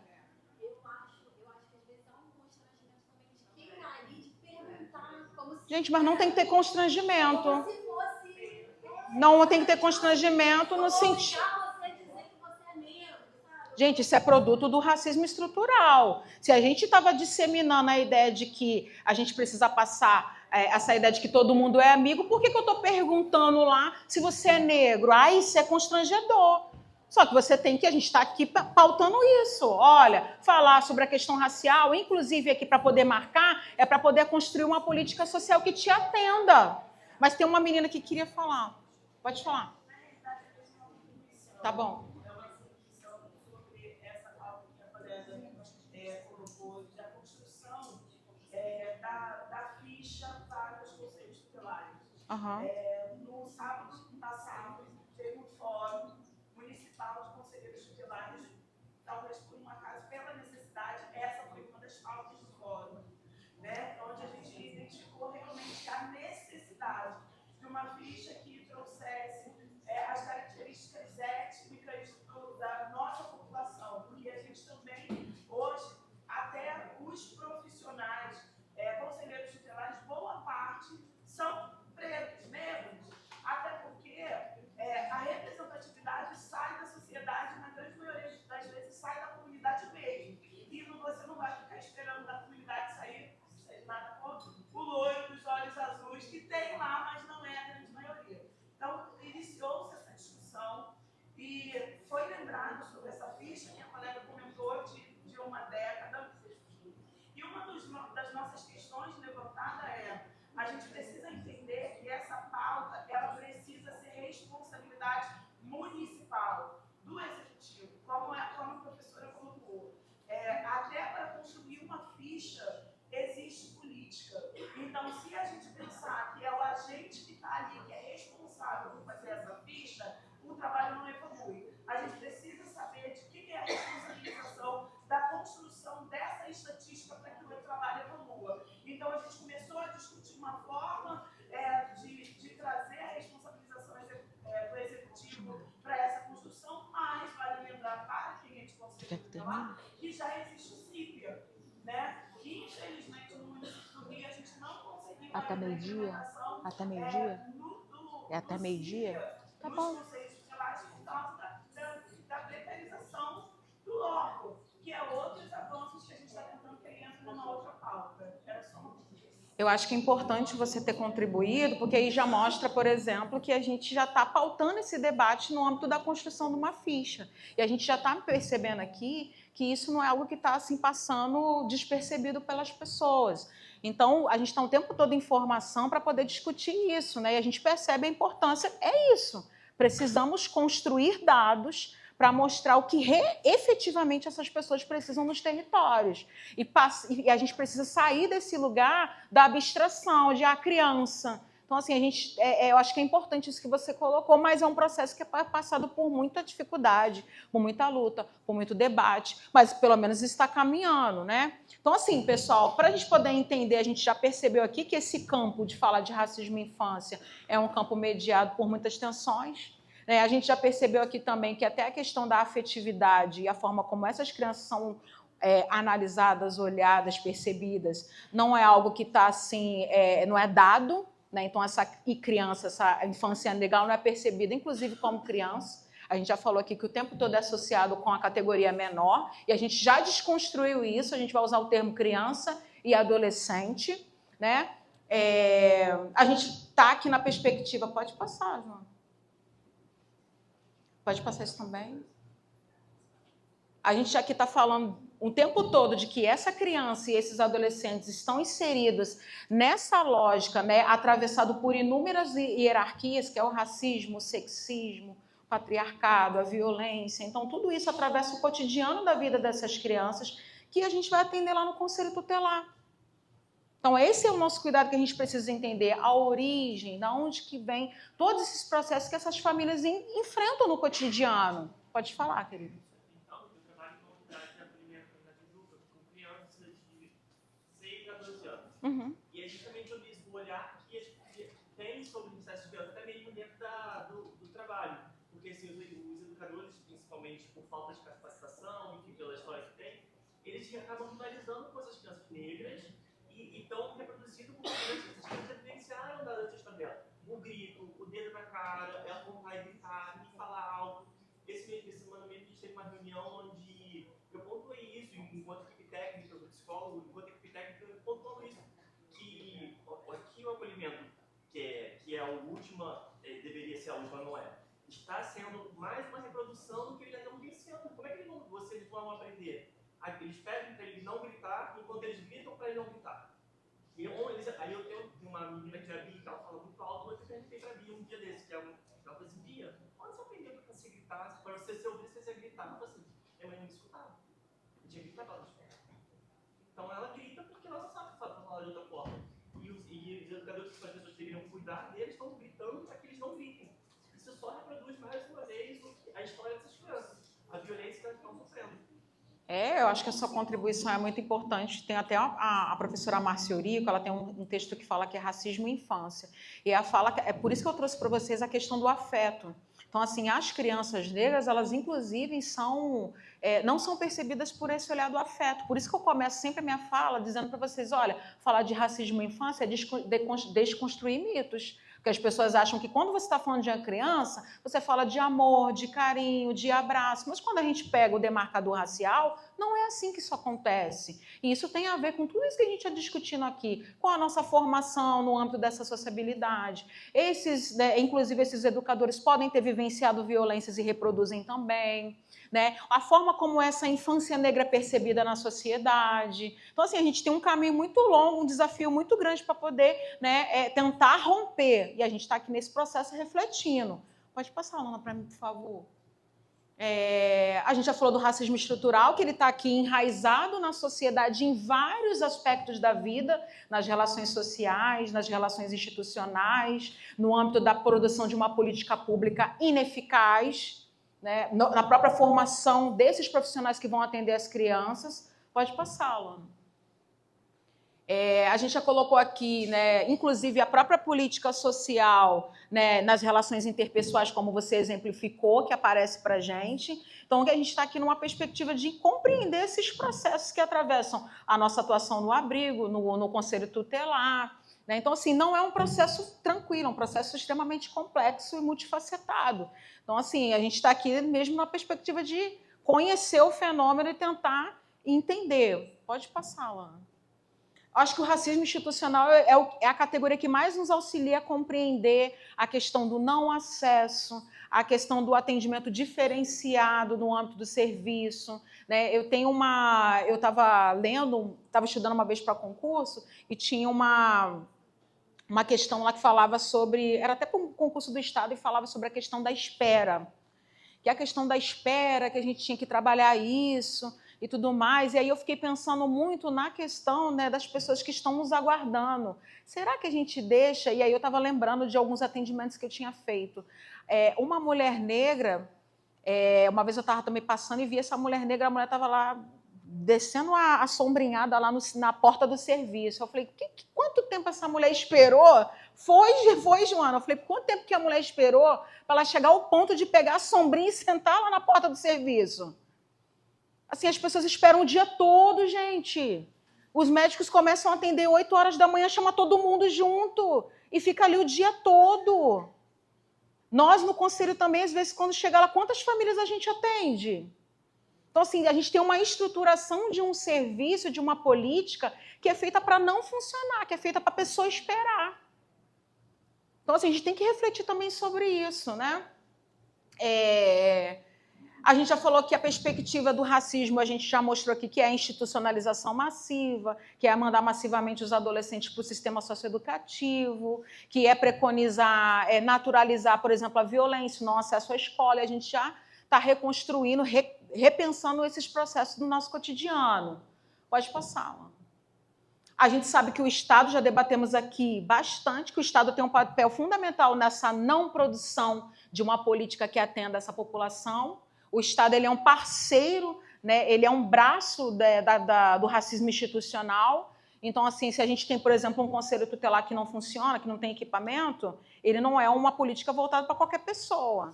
Então, a gente sabe que tem ali a falta de investimento, o ataque às políticas, ele não impacta, né, diretamente em qualquer segmento. A gente tem, inclusive, uma campanha do Conjunto Cefes-CRES, do triênio passado, que falava aonde falta água, tem cor e tem gênero. Então, está querendo dizer para a gente aqui que lá naquele território que não chega água, não é qualquer pessoa que vai ficar sem água e que vai ficar vários dias sem água e que não vai ter acesso ao serviço. E que não vai conseguir dar banho, inclusive, nas suas crianças. E depois vai ser questionada por isso. Pode falar.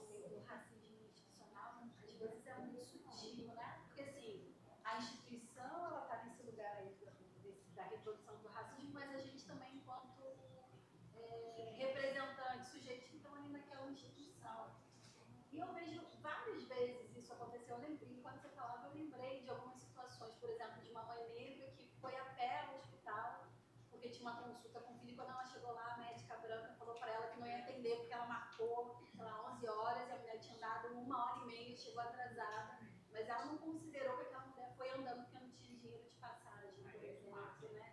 Ou, às vezes, casos de adolescente mesmo, eu observo muito isso, né? Chega um adolescente, às vezes, situação de rua, ou que está numa situação de exploração do trabalho infantil, e um outro adolescente de classe média que chega, sei lá, esqueceram um adolescente na escola, ou por alguma razão ele foi parar no conselho.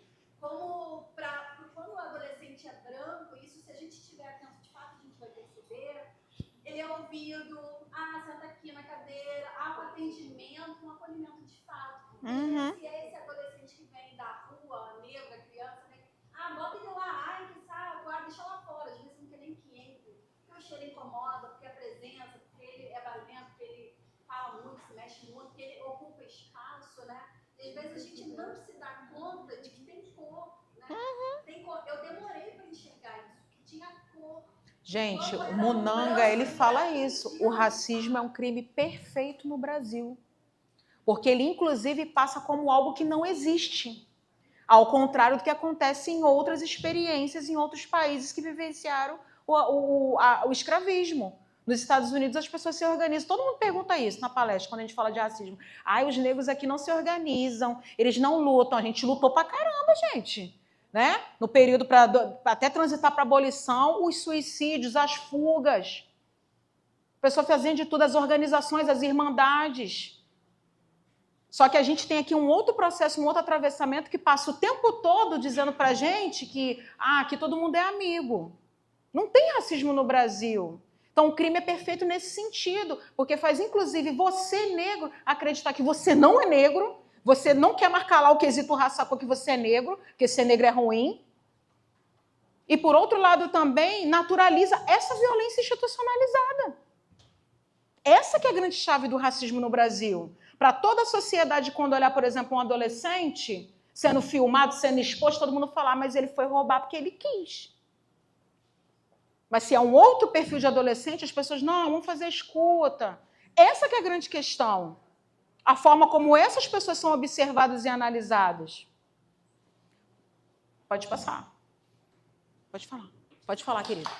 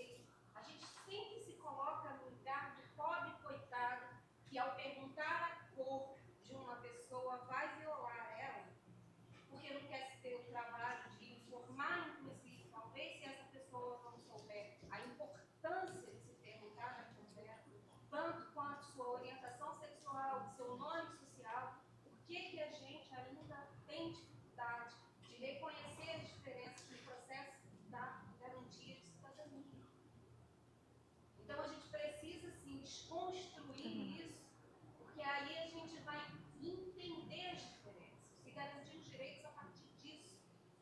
enquanto a gente viver numa sociedade onde você tem uma pessoa preta, violada, morta todo dia, e aí você vai na delegacia e você não consegue registrar como racismo, está sempre colocado como injúria racial, a gente não vai mudar essa sociedade.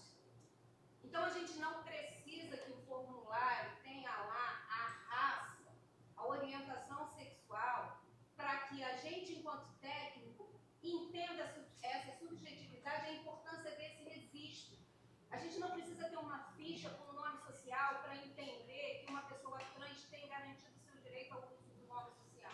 A gente não precisa ter uma ficha identificando raça e etnia para a gente entender a importância de se reconhecer e de se inscrever, sim, nos nossos relatórios, o reconhecimento dessa autodeclaração das pessoas negras, pardas, né, das pessoas LGBTs, das pessoas PCDs, né, e não se sentir constrangido em perguntar. Porque quando você pergunta, você, ao invés de violar o direito, você garante o direito.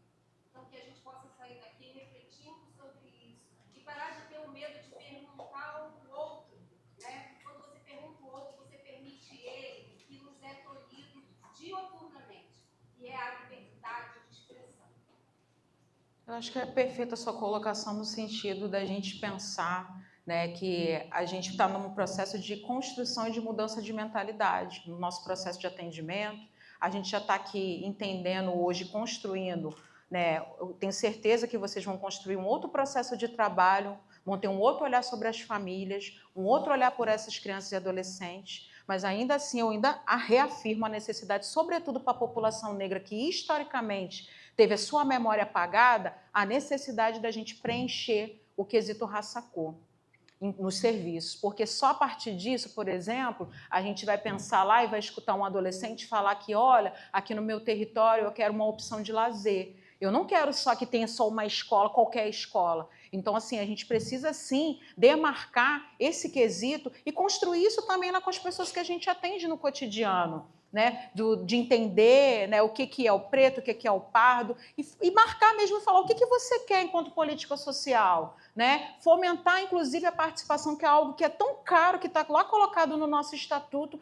mas é tão difícil da gente concretizar com nossos adolescentes, com as nossas crianças, a participação, né, nos espaços, né, de tomada de decisão, de construção de política social, das conferências. Então, assim, eu acho que, inclusive, esse debate, vocês que participam, né, desses espaços, todos nós, a gente precisa levar isso, o debate racial no âmbito da conferência, pautar o que está, né, se construindo lá. Então, assim, para poder a gente finalizar, é isso, a gente está assim, como romper, né? Como romper com o racismo? Isso é um desafio. A gente está pensando numa outra estrutura de sociedade que não é essa que a gente vive, né? Mas a gente já está aqui dando pontapé inicial no sentido de pensar o letramento racial, entender o que é a necessidade da população negra, como que isso aparece no cotidiano. A gente refletiu muito aqui hoje sobre isso, né? Colocamos aqui também de entender a limitação dos dispositivos jurídicos, mas também a gente sabe que tem outras formas e outras leis que garantem a punição para a questão da reprodução do racismo, da discriminação racial no cotidiano. Então, a gente tem essa possibilidade também da gente instrumentalizar nossas famílias, nossos adolescentes, né? A gente já falou aqui também da questão do quesito raça-cor, né? E da construção de práticas, eu sempre coloco isso, construção de práticas cotidianas antirracistas. É isso, é a gente estar aqui, pensar num curso que tenha a matriz, uma possibilidade de uma aula inteira, a gente ficou a manhã inteira refletindo sobre o racismo na infância, isso não é pouca coisa, isso é muita coisa numa escola de serviço social, que a gente, inclusive, na nossa formação nem pautava isso, gente. E hoje a gente está aqui, nesse auditório, falando sobre isso. Então, a gente tem que, sim, considerar os avanços, debater, né, e parabenizar, inclusive incentivar que em outros cursos esse tema não seja abandonado, não seja relegado, porque a gente sabe da importância disso no nosso cotidiano. Então, assim, eu quero terminar agradecendo a todos vocês por estarem aqui, né, me ouvindo, né, e aceitar o convite da gente fazer essa reflexão coletiva, e aí estou disponível para a gente poder, né, em outros momentos, a gente poder conversar e dialogar, e parabenizar vocês também por se disponibilizar a estarem aqui com a gente refletindo, né, num campo tão importante, numa área tão importante que é pensar o Conselho Tutelar e a nossa atuação nesse processo. Obrigada, gente.